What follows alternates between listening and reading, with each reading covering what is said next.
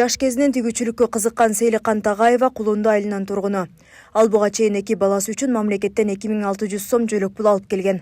Социалдык контракт долбоорунун алкагында кийим тигүүчү машина алып, Кулунду айылындагы сууда борбордон кызга сеп даярдоо, үйгө парда жана төшөк тигүү үчүн дүкөн ачууну максат кылган. Натыйжада мамлекеттен 100 000 сом кайтарымсыз каражат алып, учурда жакшы киреше таба баштады. Май айында 100 000 сомдук кайтарымы жок. Акча сертификатын алдык. Биздин соода сатыкта негизги сатылуучу материалдар метрлей кездемелер болгондуктан биз кыздардын себин даярдоого, ошондой эле үй тирчиликке керектүү болгон андай пардаларды тигип баштадык. Азыр болсо мисалы былтырга караганда жумушубуз бир топ эле жакшы, кирешибиз болсо айына 30 000ден чыгып турат. Каарманыбыз чеберчиликтен сырткары гүл өстүргөнгө да кызыгат. Хоббиси катары гүлдүн башкача түрлөрүн өстүрөт.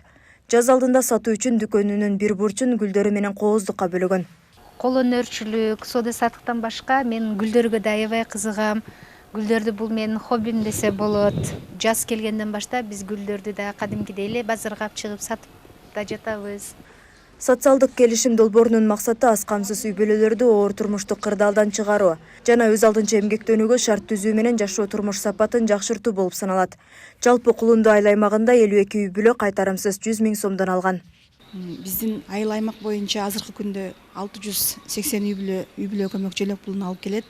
52 үй бүлөгө биз социалдык контракттын негизинде жакшылыктан чыгуу максатында 100 000 сомдук кайтарымсыз акчаларын берип келгенбиз.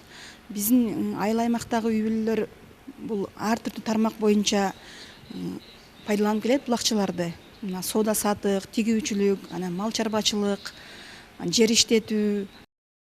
Белгилей кетсек, эмгек социалдык камсыздоо жана миграция министрлигинин маалыматы боюнча президенттин жакырчылыктан чыгуу демилгеси социалдык келишим 2022 жылдан бери өлкө боюнча 12 800 жакыр үй бүлөнү камтыган. Жакырчылыктан чыгарууга багытталган долбоордун алкагында 2023 жылы Баткен облусунда жалпысынан 1097 үй бүлөгө 100 000 сомдон берилген. Айбегим Набиева, Абдуламит Абдуманап уулу, Ала Тоо 24, Баткен.